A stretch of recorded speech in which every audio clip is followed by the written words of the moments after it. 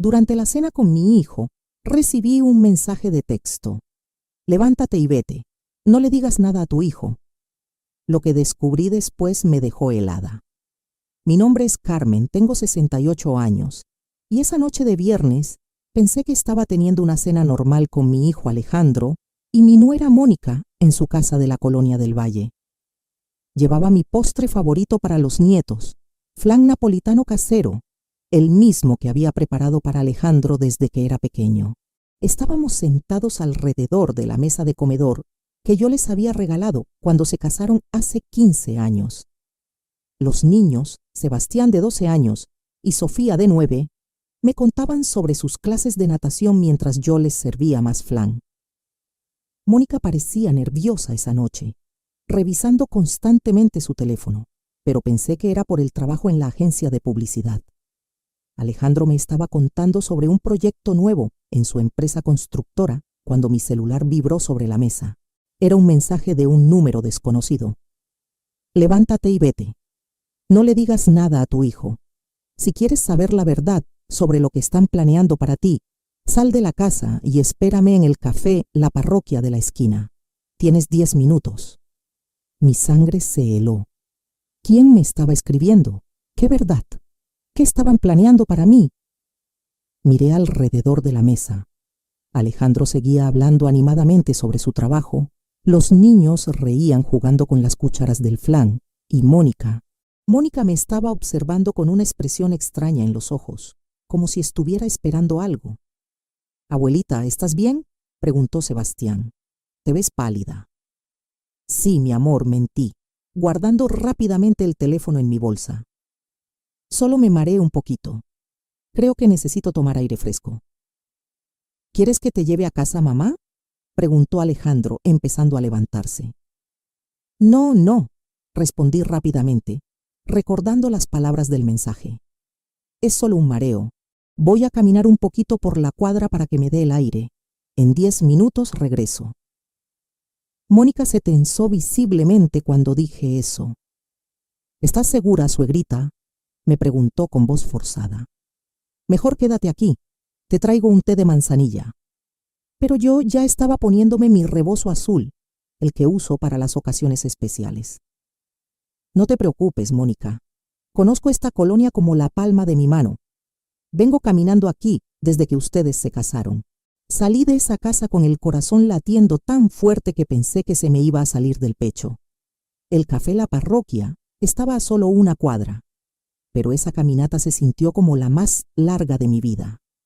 ¿Quién me había enviado ese mensaje?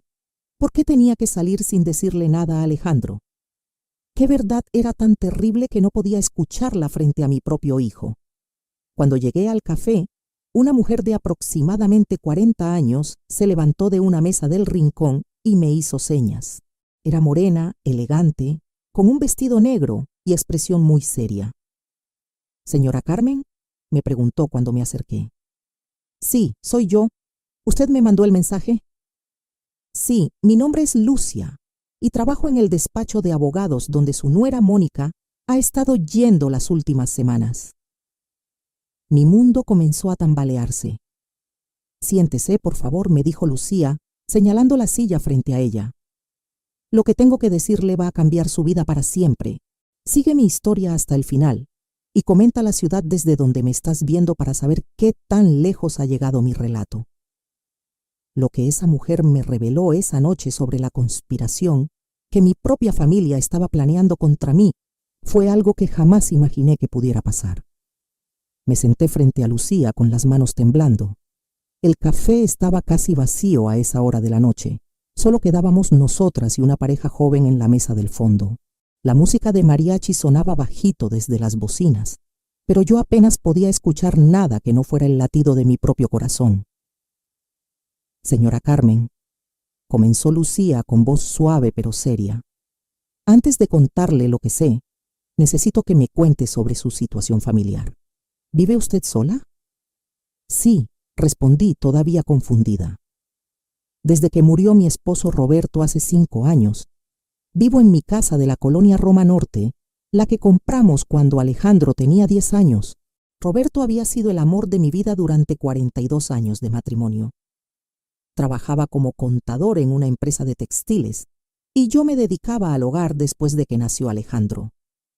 Éramos una familia tradicional, feliz, sin grandes lujos pero sin carencias importantes. ¿Y cómo es su relación con su hijo y su nuera? Suspiré, pensando en los últimos años. Alejandro siempre ha sido un buen hijo. Cuando Roberto murió, él fue el que se encargó de todos los trámites, del funeral, de ayudarme con los papeles del seguro de vida. Viene a visitarme 2 veces por semana, me lleva al doctor, al supermercado. Era cierto, Alejandro había sido mi apoyo durante el duelo. Tenía 38 años cuando su papá murió. Ya era un ingeniero civil exitoso, con su propia empresa constructora. Se había casado con Mónica en 2008, una mujer ambiciosa que trabajaba en publicidad y que siempre me había tratado con respeto, aunque nunca con verdadero cariño. Y económicamente, ¿cómo anda usted de dinero? La pregunta me sorprendió, pero algo en la seriedad de Lucía me hizo responder honestamente. Bien, gracias a Dios. Roberto era muy previsor. Tenemos la casa pagada, tengo mi pensión de viudez, y el seguro de vida que dejó Roberto fue generoso.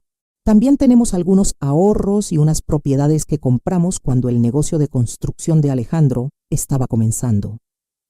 ¿Propiedades? Lucía se inclinó hacia adelante más interesada. Sí, continué. Hace 10 años, cuando Alejandro comenzó su empresa, necesitaba capital. Roberto y yo decidimos ayudarlo. Vendimos nuestro terreno en Cuernavaca y compramos 2 departamentos en renta aquí en la Roma Norte. Los pusimos a nombre de Alejandro para que él tuviera más propiedades que le ayudaran con los créditos bancarios para sus proyectos. En realidad, habían sido 3 departamentos, pero uno lo vendimos el año pasado para ayudar a Alejandro con un proyecto grande que había tenido problemas de financiamiento. Era normal que los hijos necesitaran ayuda de los padres, ¿no? Los departamentos generan una renta mensual de 25,000 pesos, expliqué. Alejandro me da la mitad y él se queda con la otra mitad como pago por administrarlos. Es un arreglo justo. ¿Y quién maneja sus finanzas, señora Carmen? Alejandro me ayuda con eso, respondí. Él entiende mejor los bancos, los impuestos, esas cosas complicadas que yo no sé manejar. Cada mes me trae un estado de cuenta para que vea cómo están las inversiones. Me explica los movimientos. Lucía tomó notas en una libreta pequeña. ¿Ha firmado usted documentos recientemente? ¿Poderes notariales, testamentos, cambios en propiedades? Bueno, sí, dije tratando de recordar. Hace como 3 meses Alejandro me dijo que para efectos fiscales era mejor que hiciéramos algunos cambios. Me llevó con un notario, el licenciado Morales, que es amigo suyo. Firmé unos papeles para actualizar mi testamento y unos poderes para que Alejandro pudiera manejar mejor mis cosas si algún día yo me enfermo o ya no puedo hacerlo. ¿Leyó usted esos documentos antes de firmarlos? La pregunta me incomodó. Alejandro me los explicó. Son documentos legales muy complicados, con muchas palabras técnicas que yo no entiendo. Pero él es mi hijo. Confío en él completamente. Lucía me miró con una expresión que me hizo sentir un hueco en el estómago. ¿Y Mónica? ¿Ella participa en estas decisiones financieras? Mónica siempre está presente cuando hablamos de dinero, recordé. Dice que como esposa de Alejandro, ella también debe estar informada sobre las finanzas familiares. De hecho, fue idea suya que fuéramos con el licenciado Morales para actualizar los papeles. Pensando ahora, recordé que Mónica había estado muy insistente con el tema del testamento. Suegrita me había dicho hacía unos meses, usted ya tiene 68 años. Es importante que tenga todo en orden por si algo pasa. No queremos que después haya problemas legales o que el gobierno se quede con lo que usted trabajó toda su vida. Sus palabras me habían asustado un poco. Yo me sentía perfectamente bien de salud, pero ella tenía razón. Era importante tener las cosas en orden. Lucía, le dije, sintiendo que mi voz temblaba, ¿por qué me está preguntando todo esto? ¿Qué es lo que sabe sobre mi familia? Lucía cerró su libreta y me miró directamente a los ojos. Señora Carmen, trabajo como asistente legal en el despacho del licenciado Herrera.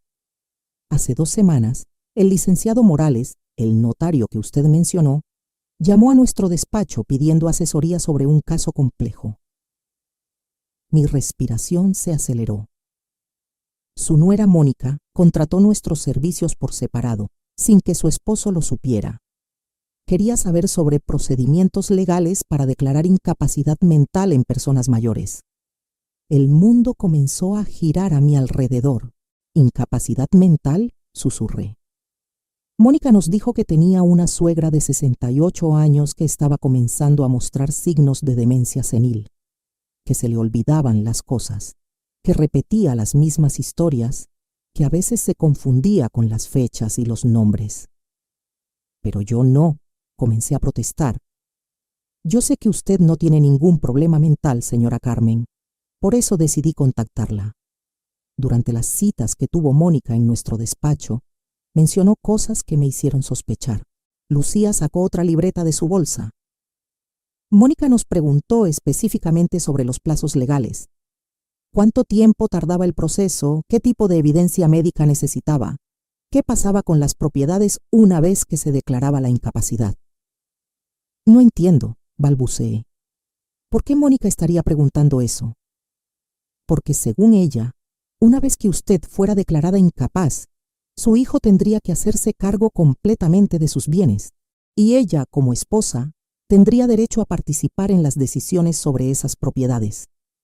Me aferré a la mesa para no caerme de la silla. Pero eso es imposible. Alejandro jamás haría algo así. Él me ama. Señora Carmen, dijo Lucía con gentileza, ¿usted sabe cuánto valen realmente sus propiedades y sus ahorros? Bueno, dudé. Alejandro me dice que la casa vale como 2 millones de pesos y los departamentos tal vez otro millón cada uno. Los ahorros, no estoy segura exactamente. Lucía negó con la cabeza. Señora, su casa en la Roma Norte vale por lo menos 4 millones de pesos. Los departamentos que usted dice que están a nombre de Alejandro, cada uno vale más de 2 millones. Estamos hablando de un patrimonio de más de 10 millones de pesos. La cifra me golpeó como un martillazo. 10 millones. Y eso sin contar las cuentas de inversión y los seguros. Señora Carmen, usted es una mujer muy rica, pero parece que no se ha dado cuenta. Las lágrimas comenzaron a rodar por mis mejillas. Durante 5 años, desde la muerte de Roberto, había confiado completamente en Alejandro para manejar nuestro dinero. Nunca había cuestionado sus explicaciones. Nunca había pedido una segunda opinión. ¿Y qué más le dijo Mónica en esas citas?, pregunté con voz quebrada. Mónica preguntó sobre los plazos para vender propiedades una vez obtenida la tutela por incapacidad. También preguntó sobre trasladar dinero a cuentas en el extranjero. ¿En el extranjero? Sí. Parece que Mónica y su esposo tienen planes de mudarse a Estados Unidos. Mónica nos dijo que su esposo había recibido una oferta de trabajo en Miami, pero que necesitaban liquidez para hacer la inversión inicial. Todo comenzó a tener sentido de la manera más horrible. Los últimos meses, Alejandro había estado hablando mucho sobre oportunidades de negocio en Estados Unidos. Mónica había comenzado a tomar clases de inglés. Los niños habían mencionado que tal vez cambiarían de escuela el próximo año. Pero yo nunca he mostrado signos de demencia, protesté. Estoy perfectamente bien de mis facultades. Por eso necesitan crear evidencia falsa, explicó Lucía. Mónica nos preguntó sobre médicos que pudieran diagnosticar demencia con base en testimonios familiares. También preguntó sobre la posibilidad de usar medicamentos que pudieran afectar temporalmente la memoria o la lucidez de una persona. El horror de lo que estaba escuchando me dejó sin habla. Mi propia nuera estaba planeando drogarme para hacerme parecer demente. ¿Y Alejandro?, pregunté, aferrándome a la esperanza de que mi hijo no supiera nada de esto. Lucía me miró con compasión.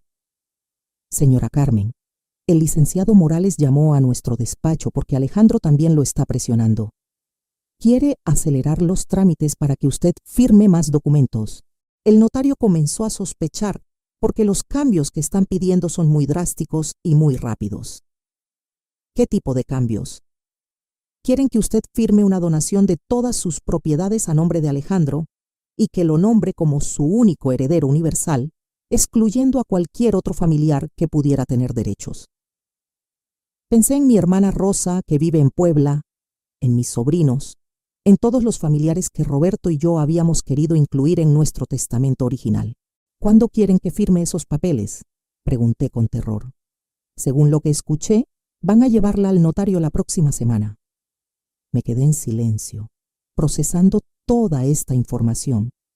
Mi hijo, el niño que había criado con amor, que había estudiado ingeniería gracias a nuestros sacrificios, que había llorado en el funeral de su papá prometiéndome que siempre me cuidaría, estaba planeando robarme todo lo que tenía. Y su esposa, la mujer que había recibido como hija en mi familia, estaba dispuesta a drogarme y declararme demente para acelerar el proceso. ¿Por qué me está contando esto?, le pregunté a Lucía. ¿Por qué se arriesga a perder su trabajo? Porque tengo una abuela de 70 años, respondió con lágrimas en los ojos. Y si alguien estuviera planeando hacerle esto a ella, yo esperaría que alguien me lo dijera. En ese momento entendí que mi vida había cambiado para siempre, pero también entendí algo más importante. Todavía tenía tiempo para defenderme. Después de la revelación de Lucía, regresé a la casa de Alejandro en estado de shock. Había pasado 1 hora en el café, mucho más de los 10 minutos que había prometido. Cuando toqué la puerta, Mónica la abrió inmediatamente, como si hubiera estado esperando junto a la ventana. «Suegrita, ¿dónde estaba?» «Estábamos preocupadísimos», exclamó con una sonrisa falsa que ahora me parecía siniestra. «Se me hizo tarde platicando con doña Mercedes, mi vecina», mentí. «La encontré en el parque y ya saben cómo es de platicadora». Mónica me estudió la cara cuidadosamente. «Se ve usted muy pálida. ¿Está segura de que se siente bien?» Por primera vez en mi vida, escuché las palabras de mi nuera con sospecha. ¿Me estaba preguntando sobre mi salud por cariño genuino o estaba evaluando si ya era momento de comenzar su plan? «Estoy perfectamente bien», respondí con firmeza. «Solo un poco cansada». Alejandro apareció desde la sala cargando a Sofía en brazos. «Mamá, me asustaste. Mónica y yo ya estábamos pensando en salir a buscarte». Lo miré a los ojos, buscando alguna señal de la traición que estaba planeando, pero solo vi a mi hijo de siempre, preocupado, cariñoso, aparentemente sincero. «Perdón, hijo. Ya sabes que a mi edad una se distrae fácilmente». Las palabras salieron de mi boca automáticamente, pero me helé al escucharlas. ¿Había dicho eso porque realmente me sentía distraída o porque inconscientemente ya estaba adoptando el papel de la anciana confundida que ellos querían que interpretara? «Abuelita», dijo Sebastián corriendo hacia mí, «¿ya se te olvidó que quedamos en que me ibas a enseñar y hacer flan el sábado?» «Por supuesto que no se me olvidó, mi amor», le respondí abrazándolo fuerte, pero vi cómo Mónica y Alejandro intercambiaron una mirada significativa por encima de nuestras cabezas. Durante el resto de la velada, comencé a notar cosas que antes había ignorado. La manera en que Mónica me observaba cuando hablaba, como si estuviera tomando notas mentales. Cómo Alejandro me hacía preguntas aparentemente inocentes sobre mi rutina diaria, mis medicamentos, si recordaba bien las citas médicas. «Mamá», me dijo mientras tomábamos café después de la cena, «ayer pasé por tu casa para dejarte unas naranjas que compré, pero no abriste. ¿Estabas durmiendo a las 3 de la tarde?» Era mentira. Yo había estado en casa toda la tarde del jueves, trabajando en mi jardín. Nunca había tocado la puerta. «No, hijo. Estuve en el jardín toda la tarde. Tal vez no escuché el timbre». «Qué extraño», murmuró Mónica. «El jueves yo también fui a visitarla a las 5 y tampoco abrió. Pensé que tal vez había salido, pero su carro estaba en el garaje». Otra mentira. Mónica no había ido a visitarme el jueves, pero me di cuenta de lo que estaban haciendo. Estaban construyendo una narrativa donde yo comenzaba a mostrar signos de confusión y aislamiento. ¿Estás segura de que te sientes bien, mamá?, insistió Alejandro. Últimamente te noto un poco despistada. ¿Despistada cómo?, pregunté manteniendo la calma. Bueno, la semana pasada me llamaste 3 veces para preguntarme la misma cosa sobre tu cita con el cardiólogo. Falso.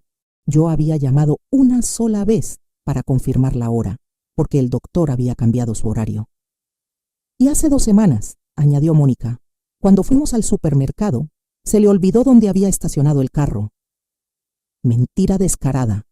Habíamos ido en el carro de Mónica porque el mío estaba en el taller. Me di cuenta de que llevaban semanas, tal vez meses, fabricando evidencias de mi supuesta demencia. Y yo, como una tonta, no me había dado cuenta de que cada olvido que ellos mencionaban era una invención para construir su caso. Tal vez deberías ver ya a un doctor, mamá, sugirió Alejandro con voz preocupada, solo para asegurarnos de que todo esté bien. ¿Qué tipo de doctor?, pregunté, aunque ya sospechaba la respuesta. Un geriatra, respondió Mónica inmediatamente. O tal vez un neurólogo, alguien que se especialice en los cambios que vienen con la edad. De hecho, continuó Alejandro, Mónica conoce un doctor muy bueno, el doctor Salinas. Atiende a muchas personas de tu edad que han tenido pequeños episodios de confusión. Por primera vez en mi vida, miré a mi hijo y sentí miedo en lugar de amor. Estaban hablando de mí como si ya fuera una anciana senil, cuando yo me sentía perfectamente lúcida y capaz. No creo que sea necesario, respondí firmemente. Me siento muy bien. Mamá, insistió Alejandro, es solo por precaución. Después de que papá murió, hemos notado que a veces te olvidas de cosas importantes. ¿Cómo qué?, lo desafié. Alejandro y Mónica se miraron entre ellos, como si hubieran ensayado esta conversación. Bueno, comenzó Mónica, como el mes pasado cuando se le olvidó pagar la luz y se la cortaron. Mi sangre hirvió. Mónica, la luz nunca se cortó. Hubo un apagón en todo el barrio por unas obras de la CFE. ¿Estás segura, suegrita?, preguntó con una sonrisa condescendiente. Porque yo recuerdo claramente que usted nos habló muy angustiada porque había llegado a su casa y no tenía luz. Era cierto que los había llamado cuando llegué y encontré la casa sin luz, pero había sido por el apagón general, no porque no hubiera pagado el recibo. Sin embargo, la manera en que Mónica estaba recontando la historia hacía que sonara como si yo hubiera tenido un episodio de confusión, o como cuando perdió las llaves de la casa, añadió Alejandro. No las perdí, protesté. Las dejé adentro por accidente cuando salí a regar las plantas del frente. Sí, mamá, pero no recordabas haberlas dejado adentro. Estuviste buscándolas en la bolsa durante 1 hora antes de que se te ocurriera revisar si estaban adentro. La manera en que lo contaba hacía que un incidente perfectamente normal sonara como un signo de demencia. Me di cuenta de que llevaban meses reinterpretando cada pequeño olvido normal, cada distracción cotidiana, cada momento de confusión momentánea que cualquier persona de cualquier edad puede tener, y los estaban convirtiendo en evidencia de deterioro mental. ¿Saben qué?, dije poniéndome de pie. Creo que ya es hora de que me vaya a casa. ¿Quieres que te lleve, mamá?, ofreció Alejandro. No, gracias. Voy a tomar un taxi. ¿Estás segura? Ya es muy tarde y a veces los taxistas... Alejandro, lo interrumpí. He estado tomando taxis en esta ciudad durante más tiempo del que tienes de haber nacido. Creo que puedo manejar un viaje de 20 minutos. Vi cómo mi comentario molestó tanto a Alejandro como a Mónica. Acababa de demostrar que estaba perfectamente lúcida y capaz de tomar decisiones por mí misma. Bueno, dijo Mónica con una sonrisa tensa. Pero por favor llámenos cuando llegue a su casa, para saber que está bien. Por supuesto, besé a mis nietos, abracé a mi hijo y a mi nuera como había hecho miles de veces, pero ahora cada gesto se sentía como una actuación. Ellos actuaban como la familia preocupada, y yo tenía que actuar como si no supiera nada de sus planes. En el taxi de regreso a casa, mi mente trabajaba a toda velocidad. Lucía me había abierto los ojos, pero necesitaba más información. Necesitaba entender exactamente qué habían hecho con mis propiedades, cuánto tiempo tenía antes de que ejecutaran su plan y qué evidencia necesitaba para protegerme. Cuando llegué a mi casa en la Roma Norte, la vi con ojos completamente nuevos. No era solo mi hogar, era una propiedad de 4 millones de pesos que mi hijo y mi nuera querían robar. Revisé cada habitación, cada mueble, cada fotografía familiar. Esta casa había sido mi refugio durante décadas, el lugar donde Roberto y yo habíamos construido nuestra vida, donde habíamos criado a Alejandro con amor y sacrificio. Y ahora mi propio hijo quería arrebatármela fingiendo que yo había perdido la razón. Esa noche no pude dormir. Me quedé despierta hasta muy tarde, pensando en todos los momentos de los últimos meses, donde había notado comportamientos extraños, conversaciones susurradas que se detenían cuando yo entraba a la habitación, miradas que Alejandro y Mónica intercambiaban cuando pensaban que yo no las veía. Todo comenzaba a tener sentido de la manera más dolorosa posible. Al día siguiente, a las 9 de la mañana, sonó mi teléfono. Era Alejandro. «Buenos días, mamá. ¿Cómo amaneciste?» «Muy bien, hijo. Mamá, ayer estuvimos pensando Mónica y yo, y creemos que sería buena idea que fueras con el doctor Salinas esta semana, solo para un chequeo general. Ya te dije que me siento perfectamente bien». «Lo sé, mamá, pero es que, bueno, anoche después de que te fuiste, Sebastián nos comentó algo que nos preocupó». «¿Qué cosa?» «Dijo que cuando estaban haciendo la tarea juntos la semana pasada, tú le preguntaste 3 veces cómo se llamaba su maestra. Él pensó que era raro porque ya la conoces desde hace 2 años. Otra mentira. Sebastián y yo habíamos hecho la tarea solo una vez la semana pasada y nunca había preguntado por su maestra. Pero me di cuenta de algo terrible.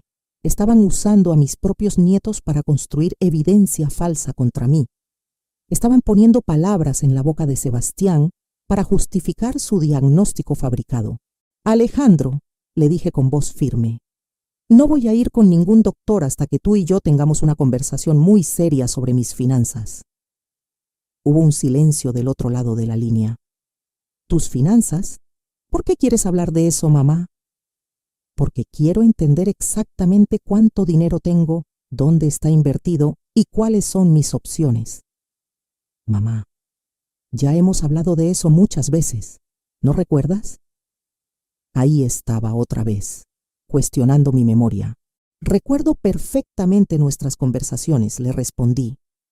«Pero quiero ver documentos oficiales, estados de cuenta de los bancos, escrituras de las propiedades, todo». «Claro, mamá. Podemos revisarlo todo. ¿Qué te parece si voy hoy en la tarde y llevamos todos los papeles?» «Perfecto. Y Alejandro, quiero que vengas solo, sin Mónica, sin los niños, solo tú y yo». Hubo otra pausa. «¿Por qué sin Mónica?» «Porque quiero hablar contigo de hombre a hombre, de hijo a madre, sin distracciones». Cuando colgué el teléfono tenía las manos temblando.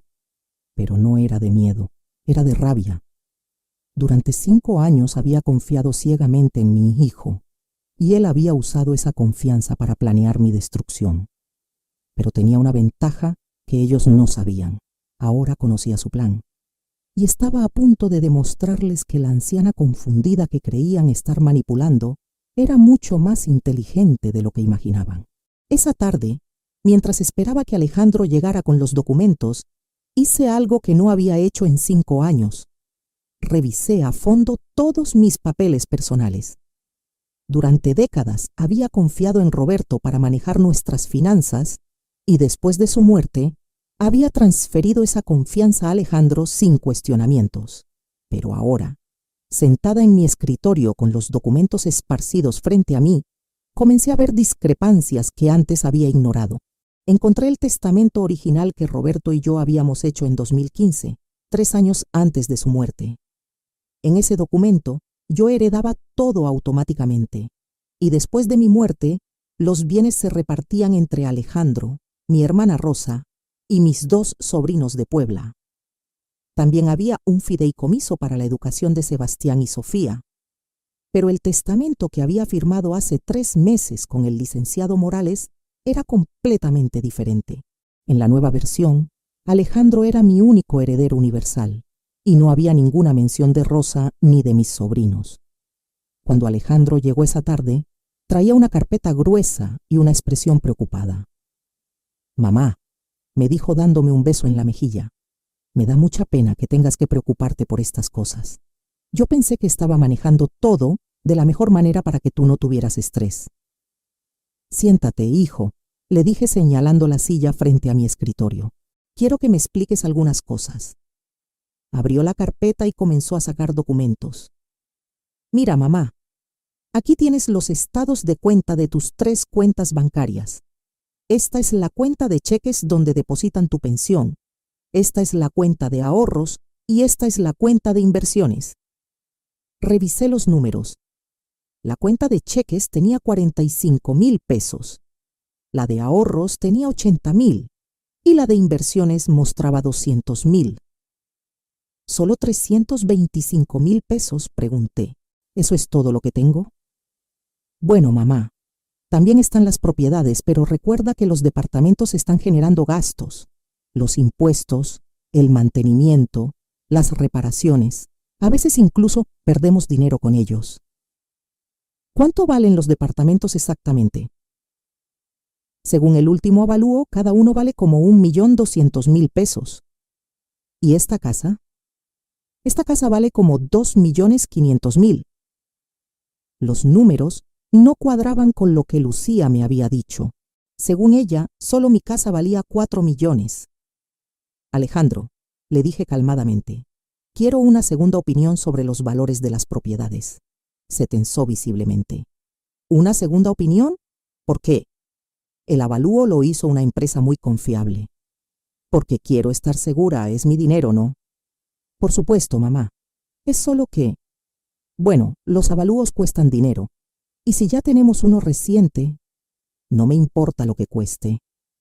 Vi cómo su mandíbula se apretaba. Era la primera vez en años que yo cuestionaba sus decisiones financieras. ¿Sabes qué, hijo? También quiero copias de las escrituras de todas las propiedades. Las escrituras están aquí, dijo señalando unos documentos en la carpeta. Los tomé y comencé a leerlos cuidadosamente.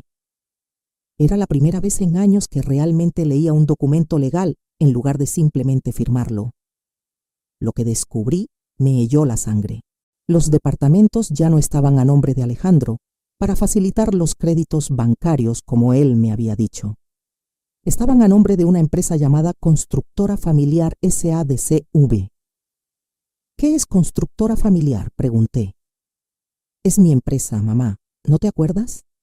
Te expliqué que por cuestiones fiscales era mejor crear una empresa para manejar las propiedades de renta. ¿Y quién más forma parte de esta empresa? Bueno, yo soy el director general y Mónica es la subdirectora. Es normal en los matrimonios que ambos esposos participen en los negocios familiares. ¿Mónica tiene poder de decisión sobre mis propiedades?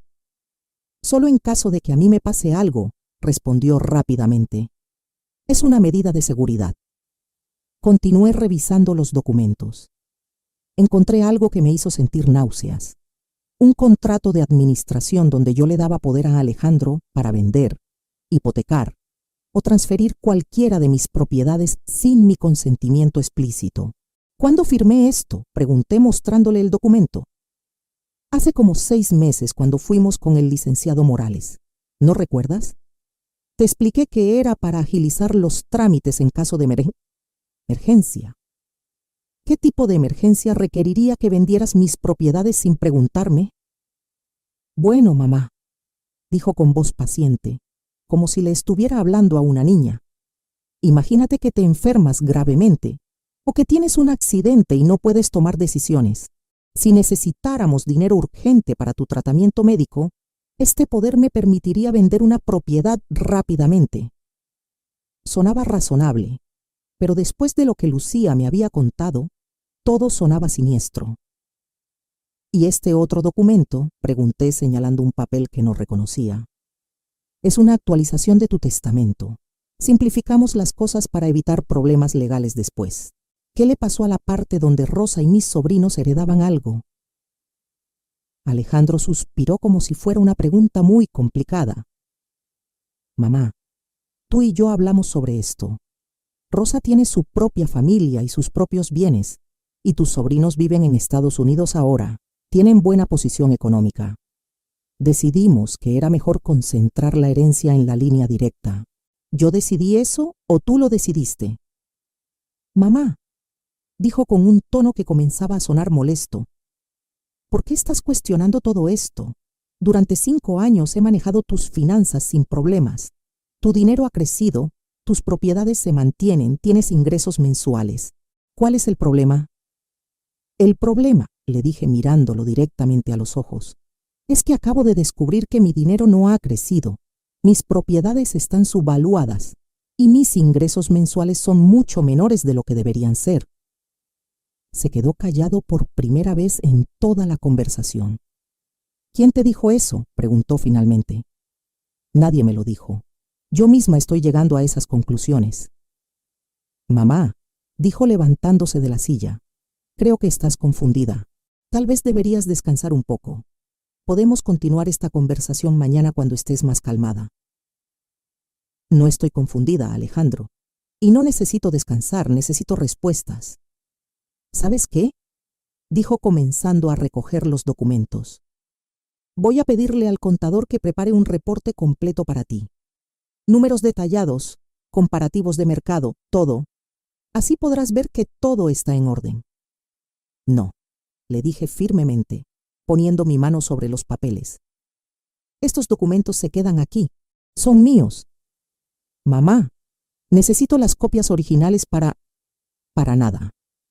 Tú tienes copias en tu oficina. Estas se quedan conmigo. Por primera vez en mi vida, vi a mi hijo molestarse conmigo de verdad. Su cara se puso roja y sus ojos brillaron con irritación. Está bien, dijo con voz tensa, pero me preocupa que estés actuando tan sospechosa. No es normal que de repente desconfíes de todo después de tantos años. ¿Sabes qué sí es normal, Alejandro? Que una mujer de 68 años quiera entender exactamente cuál es su situación financiera. Claro, pero es que últimamente te noto muy alterada, muy diferente. Ahí estaba otra vez, cuestionando mi estado mental. ¿Diferente cómo? Más desconfiada, más paranoica, como si creyeras que todo el mundo te quiere hacer daño. ¿Y tú me quieres hacer daño, Alejandro? La pregunta quedó flotando en el aire como una bomba sin explotar. ¿Cómo puedes preguntarme eso?, respondió con voz herida. Soy tu hijo. Todo lo que hago es por tu bien. Entonces no debería molestarte que quiera revisar mis propias finanzas. No me molesta, mintió. Solo me preocupa que estés estresándote innecesariamente. Después de que Alejandro se fue, me quedé sola con los documentos esparcidos sobre mi escritorio. Pero ahora tenía algo que no había tenido en años. Información real sobre mi situación. Y también tenía algo más importante, la certeza absoluta de que mi hijo me estaba mintiendo. Los números no cuadraban, las explicaciones eran inconsistentes, y cada vez que yo hacía preguntas específicas, él trataba de desviar la conversación hacia mi supuesto deterioro mental. Pero lo que más me dolía no eran las mentiras financieras.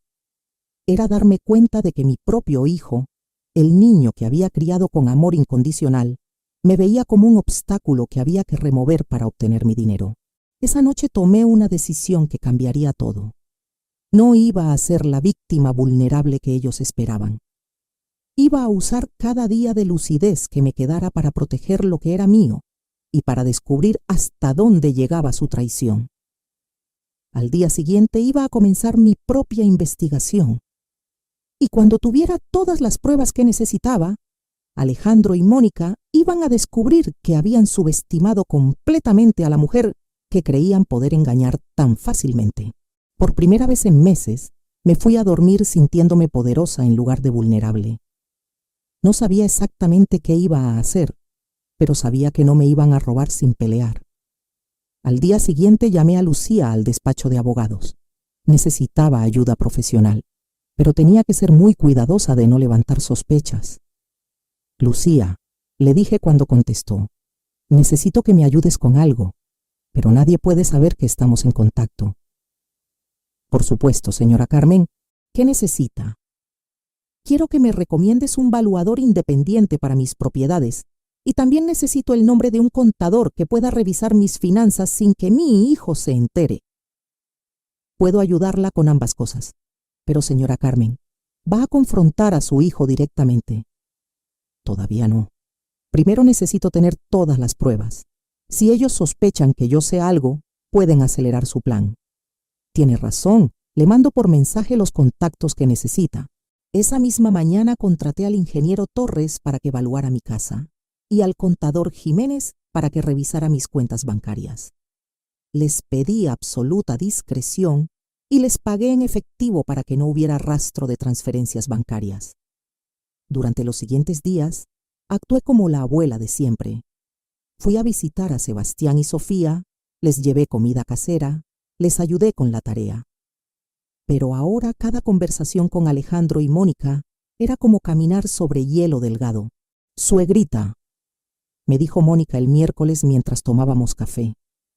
¿Ya pensó en lo que le dijimos sobre ir al doctor? ¿Cuál doctor?, pregunté fingiendo confusión. El doctor Salinas, el geriatra, para que le haga un chequeo general. Ah, sí. No he tenido tiempo. Es que nos preocupa mucho, insistió. Ayer Alejandro me contó que usted se puso muy nerviosa revisando los papeles financieros. Eso no es normal en usted. No es normal que quiera entender mis propias finanzas. No, suegrita. Usted nunca se había preocupado por esas cosas. Siempre había confiado en Alejandro para manejarlas. Era verdad, pero ahora entendía que esa había sido mi primera equivocación. Bueno, Mónica, a los 68 años una aprende que es mejor estar informada. Pero es que se puso usted tan alterada, continuó. Alejandro llegó a la casa muy preocupado. Dice que usted lo acusó prácticamente de robarle. No lo acusé de nada, solo hice preguntas. Señora Carmen, dijo Mónica usando ese tono condescendiente que ahora reconocía. ¿No cree que tal vez está usted siendo un poquito paranoica? Paranoica. Esa palabra otra vez. Paranoica por querer saber cuánto vale mi casa. Paranoica por desconfiar de su propio hijo después de 5 años de que él ha manejado todo perfectamente. El jueves por la mañana recibí los resultados del evaluador. Mi casa valía 4.200.000 pesos, no 2.500.000 como Alejandro me había dicho. Los departamentos valían 2.400.000 cada uno, no 1.200.000. En total, mis propiedades valían más de 9 millones de pesos, no los 5 millones que aparecían en los documentos de Alejandro. El contador Jiménez me dio noticias aún peores. Mis cuentas bancarias habían tenido mucho más dinero durante los últimos años, pero había habido transferencias constantes a cuentas que yo desconocía. Señora Morales, me dijo cuando nos reunimos en su oficina, según los estados de cuenta que conseguí directamente del banco, usted debería tener por lo menos 800.000 pesos en la cuenta de inversiones, no 200.000. ¿A dónde se fue el dinero? Hay transferencias mensuales a una cuenta empresarial, Constructora Familiar S.A., EDC-UMB, la empresa de Alejandro y Mónica. ¿Por cuánto dinero estamos hablando? En los últimos 2 años se han transferido 600.000 pesos de sus cuentas a esa empresa. 600.000 pesos robados de mis propias cuentas, justificados probablemente como gastos de mantenimiento o inversiones. ¿Y hay alguna manera de recuperar ese dinero? Si usted puede demostrar que esas transferencias se hicieron sin su consentimiento o conocimiento, sí se puede recuperar, pero necesitaría pruebas muy sólidas. Esa tarde, mientras cocinaba lentejas para la cena, mi rutina normal de siempre, mi mente trabajaba furiosamente planeando mi estrategia. No podía confrontar a Alejandro directamente todavía. Si él sabía que yo había descubierto el fraude, podía acelerar el plan de declararme incapaz mentalmente. Según Lucía, ya tenían todo preparado con el doctor Salinas para hacer el diagnóstico falso. Necesitaba más evidencia, pero también necesitaba proteger lo que me quedaba. El viernes llamé al banco donde tenía mis cuentas. Buenos días, le dije al ejecutivo de cuentas. Quiero hacer algunos cambios en mis cuentas. Por supuesto, señora Morales. ¿Qué tipo de cambios? Quiero cancelar todos los poderes que le di a mi hijo para manejar mis cuentas. ¿Está segura? Según nuestros registros, el señor Alejandro ha estado manejando sus cuentas durante varios años sin problemas. Estoy completamente segura. Necesitaría que viniera personalmente para firmar los documentos de revocación. Perfecto. Puede ser hoy mismo. Esa tarde fui al banco y revoqué todos los poderes que Alejandro tenía sobre mis cuentas. También cambié las claves de acceso y solicité que me enviaran los estados de cuenta directamente a mi casa, no a la oficina de Alejandro, como había sido durante años. ¿Hay algo más que podamos hacer por usted?, me preguntó el ejecutivo. Sí, quiero que pongan una alerta en mis cuentas. Si alguien trata de hacer transferencias o movimientos grandes sin mi presencia física, aquí en el banco, quiero que me llamen inmediatamente a mi teléfono personal. Perfecto, eso se puede hacer. El sábado, Alejandro llegó a mi casa como cada fin de semana. Hola, mamá, ¿cómo has estado? Muy bien, hijo, ¿quieres café? Claro. Oye, mamá, ¿ya pensaste en lo del doctor Salinas? ¿Cuál doctor? Pregunté inocentemente. Alejandro me miró con preocupación exagerada. El geriatra, mamá, el que te recomendamos Mónica y yo. Hablamos de eso hace solo 3 días. Ah, sí, se me había olvidado. Vi cómo sus ojos se iluminaron al escuchar la palabra olvidado. Estaba recopilando evidencia de mis supuestos problemas de memoria. Mamá, eso es exactamente lo que nos preocupa, que se te olviden cosas importantes. Tienes razón, hijo. Tal vez sí debería ir al doctor. Su sonrisa fue inmediata. Perfecto, voy a hacer la cita para esta semana. Está bien. ¿Puedes acompañarme? Por supuesto, mamá. No te voy a dejar ir sola. Esa noche, después de que Alejandro se fue, llamé a Lucía. Lucía, creo que van a acelerar su plan. Alejandro quiere llevarme con el doctor Salinas esta semana. Señora Carmen, ¿está preparada para lo que viene? Creo que sí. Tengo los valuadores reales de mis propiedades. Tengo evidencia del dinero que han robado. Y ya protegí mis cuentas bancarias. ¿Y qué piensa hacer? Voy a ir a esa cita médica. Pero antes voy a prepararme para demostrar que estoy perfectamente cuerda. ¿Cómo? Voy a grabar toda la consulta. Voy a hacer que el doctor Salinas se retracte de cualquier diagnóstico falso frente a testigos. Y después voy a confrontar a mi hijo con todas las pruebas que tengo. Es arriesgado, señora Carmen. Lo sé, pero estoy cansada de fingir que no sé nada. Es hora de que Alejandro y Mónica descubran que la anciana tonta, que creen estar manipulando, no es tan tonta después de todo. El domingo por la noche, mientras planchaba mi vestido azul para la cita médica del lunes, me sentí más fuerte de lo que me había sentido en años. Durante 5 años había sido víctima de la manipulación de mi propio hijo, pero ahora tenía información, tenía pruebas y, más importante, tenía un plan. Alejandro y Mónica habían subestimado completamente a la mujer que creían poder engañar tan fácilmente. Estaban a punto de descubrir su error. El lunes por la mañana me vestí con especial cuidado. Mi vestido azul marino, mi collar de perlas que Roberto me había regalado en nuestro 20º aniversario y mis zapatos de charol negro. Si iba a enfrentar una conspiración, lo haría con dignidad. Alejandro llegó puntualmente a las 10 de la mañana. Buenos días, mamá. ¿Lista para ir con el doctor? Lista, le respondí, guardando discretamente mi teléfono en mi bolsa con la grabadora activada. En el carro, mientras manejaba hacia el consultorio, Alejandro no paraba de hablar. Mamá, quiero que sepas que esto es solo por precaución. El doctor Salinas es muy bueno, muy comprensivo. Solo va a hacerte algunas preguntas sencillas, nada complicado. ¿Qué tipo de preguntas? Cosas básicas. Fechas, nombres, memoria reciente. Es un protocolo estándar para personas de tu edad. ¿Y qué pasa si el doctor encuentra algo problemático? Alejandro me miró por el espejo retrovisor. Mamá, si el doctor encuentra que tienes algún inicio de demencia o algo así, no es el fin del mundo. Hay tratamientos, medicamentos, y nosotros estaremos ahí para ayudarte con todo. ¿Ayudarme cómo? Bueno, tal vez tendrías que tomar decisiones sobre tu casa, tus finanzas, cosas que podrían ser demasiado estresantes para ti si no estás al 100% mentalmente. Ahí estaba. La preparación psicológica para que yo aceptara entregarle el control total de mi vida. El consultorio del doctor Salinas estaba en una clínica privada muy elegante en Polanco. Cuando entramos, la recepcionista nos saludó como si ya nos conociera. Señora Morales, el doctor Salinas la está esperando. El doctor era un hombre de unos 50 años, calvo, con lentes dorados y una sonrisa que me pareció falsa desde el primer momento.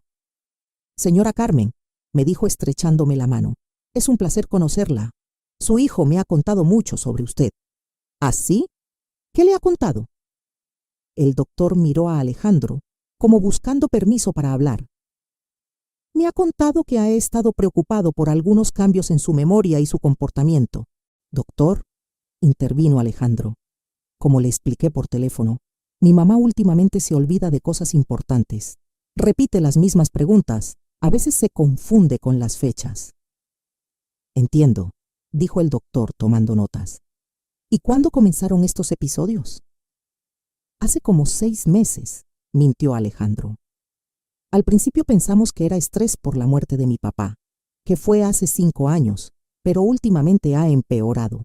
Cada palabra que salía de la boca de mi hijo era una mentira cuidadosamente construida. Señora Carmen, me dijo el doctor, ¿usted cómo se siente? ¿Ha notado estos cambios que menciona su hijo? Doctor, le respondí con voz clara y firme. Me siento perfectamente bien. Mi memoria está intacta, no tengo confusión mental, y las únicas cosas que he estado cuestionando últimamente son las finanzas de mi familia. Vi cómo Alejandro se tensó en su silla. ¿Problemas financieros?, preguntó el doctor. No problemas, aclaré. Solo quiero entender mejor mis propias inversiones y propiedades. Por primera vez en mi vida estoy revisando personalmente mis estados de cuenta. Mamá, interrumpió Alejandro, pero es que la manera en que lo haces es muy agresiva, muy diferente a como eras antes. ¿Agresiva por hacer preguntas sobre mi propio dinero? No agresiva, se corrigió rápidamente, sino desconfiada, como si creyeras que yo te estoy engañando. ¿Me estás engañando, Alejandro? La pregunta cayó como una bomba en el consultorio. El doctor dejó de escribir. Alejandro se puso rojo y por primera vez desde que había empezado esta farsa, hubo silencio total. Mamá, dijo Alejandro finalmente, ¿cómo puedes preguntarme eso? Es una pregunta simple, hijo. ¿Me estás engañando con mis finanzas? Por supuesto que no.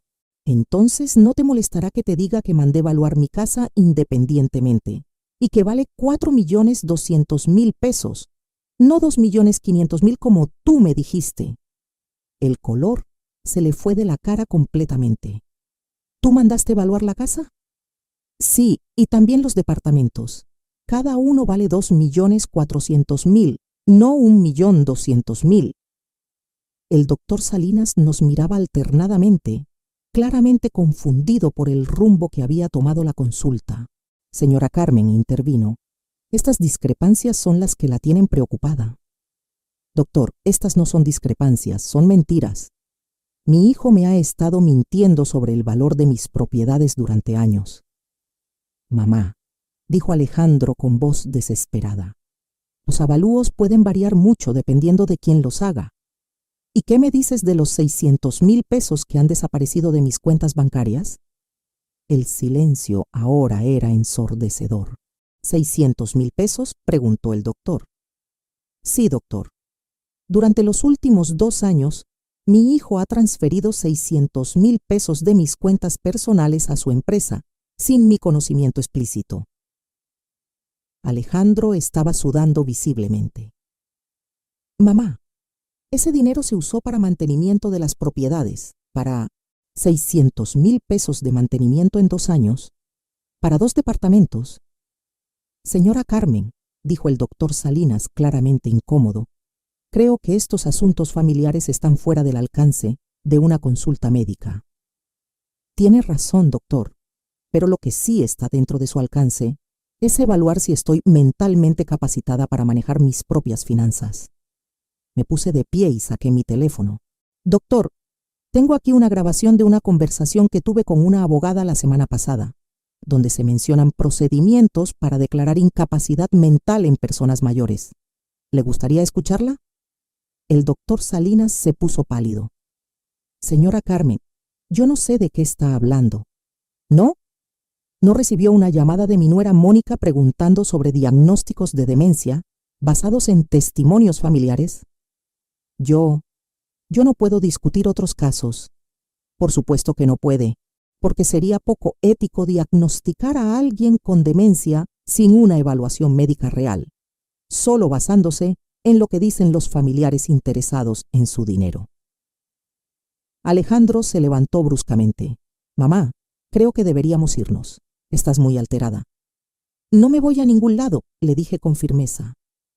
Doctor Salinas, quiero que me haga una evaluación mental completa, ahora mismo. Pruebas de memoria, de orientación, de capacidad de decisión, todo lo que necesite para determinar si estoy o no capacitada mentalmente. Señora Carmen, eso no es necesario. Sí es necesario, porque quiero que quede documentado oficialmente que estoy perfectamente cuerda. Durante la siguiente hora, el doctor Salinas me sometió a una batería completa de pruebas mentales, preguntas sobre fechas, cálculos matemáticos, memoria a corto y largo plazo, capacidad de razonamiento. Respondí todo perfectamente. Señora Carmen, dijo finalmente el doctor, sus resultados están completamente dentro de los parámetros normales para una persona de su edad. No hay ningún signo de deterioro cognitivo o demencia. ¿Podría poner eso por escrito, doctor? Por supuesto. Mientras el doctor preparaba el reporte, me volví hacia Alejandro, que estaba sentado en silencio con la cabeza entre las manos. Alejandro, le dije, ahora vamos a tener esa conversación que hemos estado evitando. Mamá, yo puedo explicar. No necesitas explicar nada. Sé exactamente lo que has estado haciendo. Has estado robando mi dinero durante años, subestimando mis propiedades y planeando declararme incapaz mentalmente para quedarte con todo. Eso no es verdad. ¿No es verdad? Entonces, ¿por qué tu esposa fue a consultar a un abogado sobre procedimientos de incapacidad mental? Alejandro finalmente me miró a los ojos y por primera vez vi algo que nunca había visto antes en la cara de mi hijo. Culpa genuina. Mamá, susurró, las cosas se nos salieron de control. Teníamos deudas, problemas con la empresa, y eso te daba derecho a robarme. No te estábamos robando. Íbamos a devolverte todo cuando el negocio mejorara. ¿Cuándo? ¿Después de declararme demente y quitarme mis propiedades? Ese nunca fue el plan real. Era exactamente el plan. Exploté por primera vez. Tu esposa ya tenía citas con abogados, ya tenían preparado al doctor, ya habían calculado cuánto tiempo les tomaría. El doctor Salinas carraspeó incómodamente. Señora Carmen, aquí tiene su evaluación médica completa. Certifico que usted está en plenas facultades mentales. Tomé el documento y lo guardé cuidadosamente en mi bolsa. Gracias, doctor. Y espero que en el futuro sea más cuidadoso sobre los casos que acepta. Salimos del consultorio en silencio total. En el carro, Alejandro no arrancaba. Mamá, dijo finalmente, ¿qué va a pasar ahora?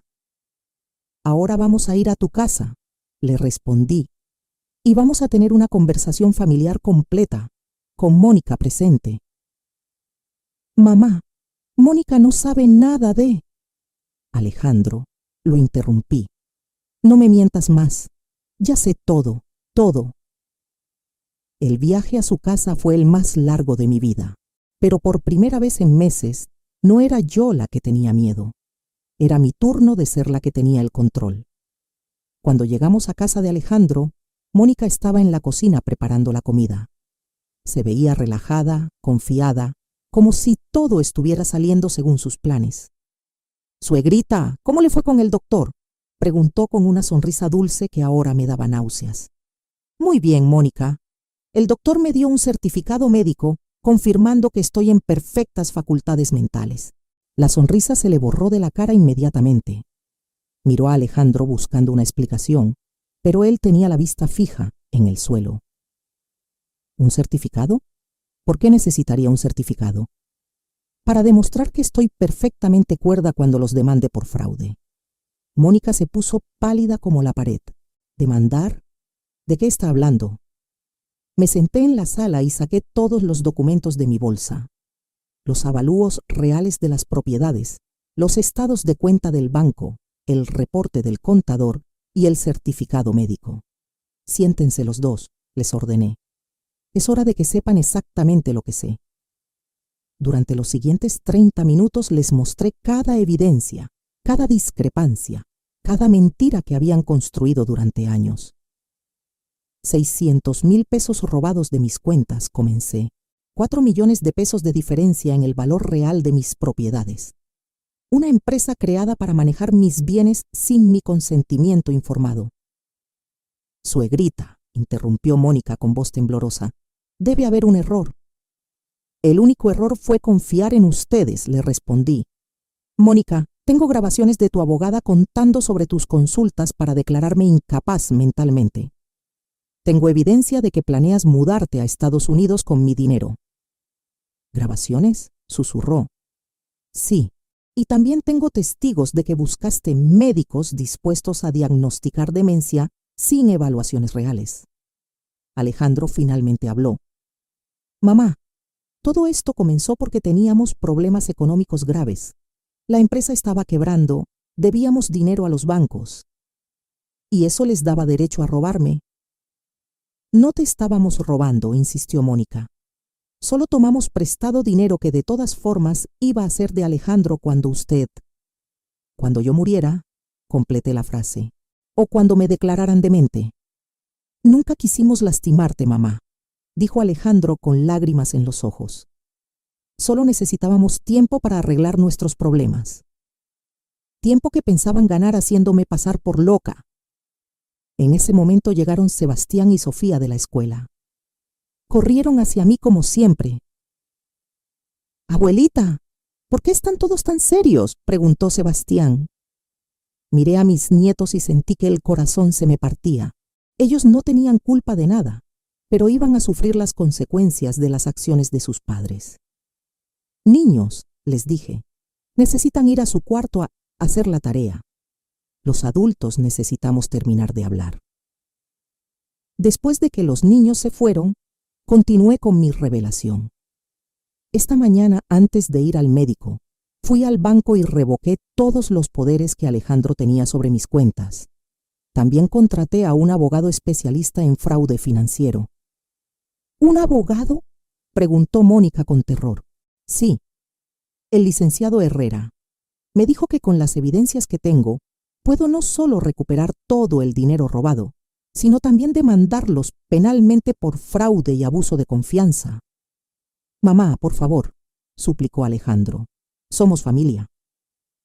«La familia no se roba entre sí, Alejandro». Saqué un documento de mi bolsa. «Pero voy a darles una oportunidad que ustedes nunca me dieron a mí. La oportunidad de hacer lo correcto». «¿Qué quiere decir?», preguntó Mónica. «Tienen 2 opciones. Primera opción, los demando penalmente. Con las pruebas que tengo, probablemente vayan a la cárcel por fraude. Alejandro perdería su licencia profesional, ustedes perderían esta casa y mis nietos crecerían sabiendo que sus padres son criminales». Los 2 estaban llorando ahora. «¿Cuál es la segunda opción?», preguntó Alejandro. «Me devuelven cada peso que me robaron. Todos los 600,000 pesos, con intereses. Transfieren de vuelta a mi nombre las propiedades que pusieron en su empresa y firman un documento renunciando a cualquier herencia futura. ¿Renunciar a la herencia?, preguntó Mónica horrorizada. Sí. Ustedes demostraron que no merecen heredar nada mío. Cuando yo muera, mis bienes irán a mis nietos en un fideicomiso que ustedes no podrán tocar hasta que ellos cumplan 25 años.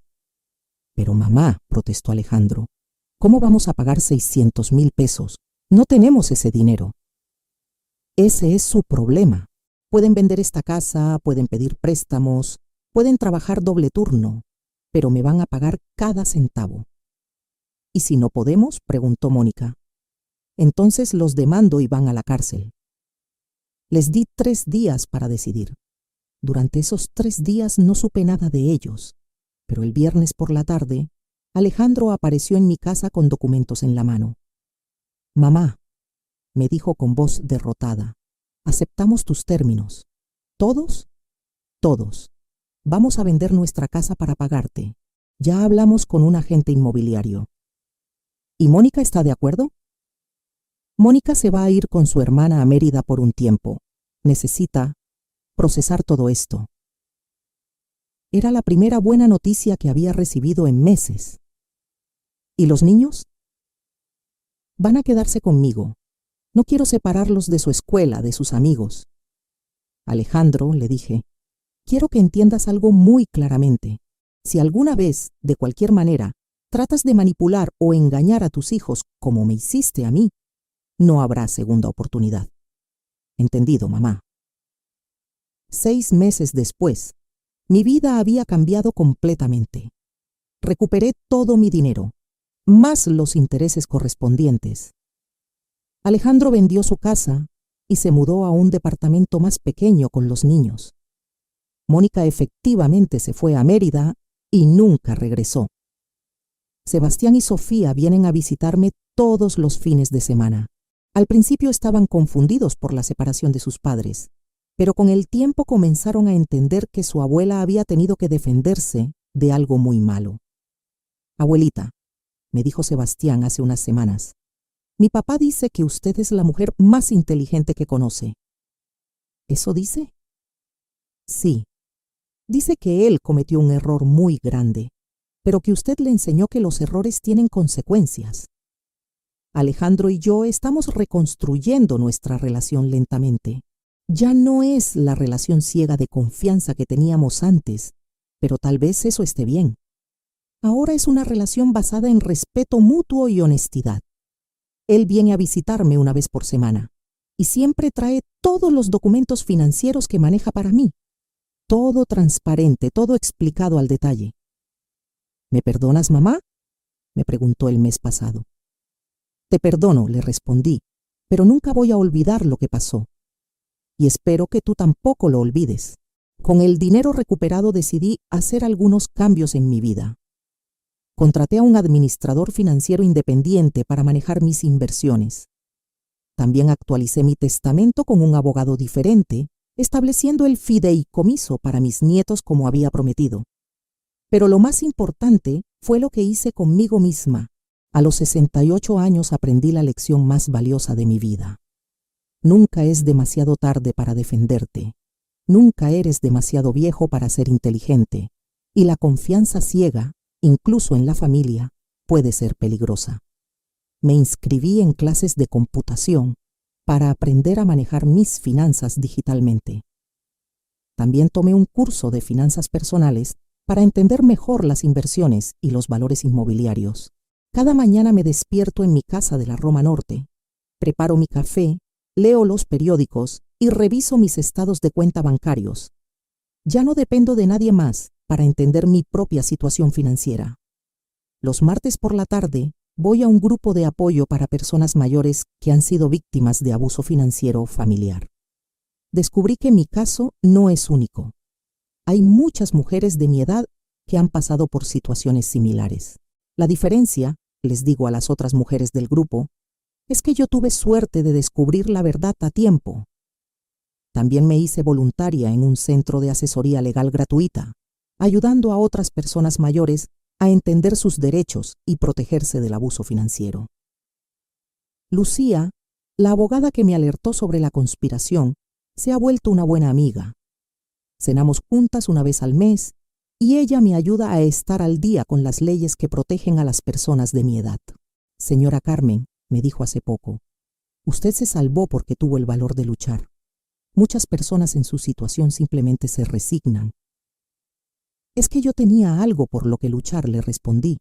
Tenía mi dignidad. Ahora, cuando veo a mis nietos los fines de semana, les enseño cosas que nunca pensé que tendría que enseñarles. Les hablo sobre la importancia de la honestidad, sobre cómo el dinero puede cambiar a las personas, sobre la diferencia entre amor verdadero y amor interesado. Abuelita, me preguntó Sofía el domingo pasado, ¿por qué mi mamá se fue? Tu mamá se fue porque tomó decisiones muy malas, mi amor, pero lo importante es que tú aprendas a tomar decisiones buenas. ¿Cómo sé cuáles son las decisiones buenas? Las decisiones buenas son las que no lastiman a otras personas, especialmente a las personas que te aman.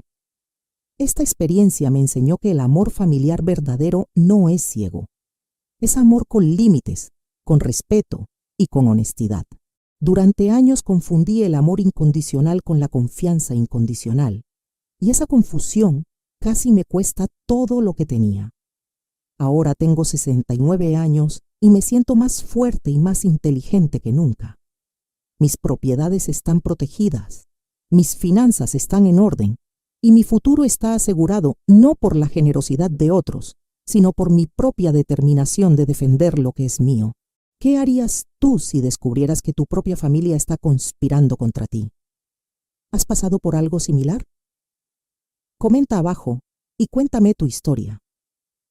A veces pensamos que por ser mayores debemos confiar ciegamente en nuestros hijos, pero yo aprendí que la edad nos da sabiduría, no vulnerabilidad.